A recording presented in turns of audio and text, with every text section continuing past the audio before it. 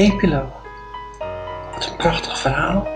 Soms gebeuren er inderdaad dingen die onmogelijk lijken, waar we met ons gezonde verstand niet bij kunnen, zegt Monique Larsson, de Zweedse kinderpsychologe, bij wie we nog steeds op bezoek zijn. En met haar woorden trekt ze mij uit mijn gedachten. Ik ben terug in de IKEA-stijl woonkamer aan de Laan van Merenvoort in Den Haag. En het is ochtend. Buiten begroeten de vogels een nieuwe dag. De grote imitatiestationsklok aan de wand recht tegenover mij wijst 5:10 aan.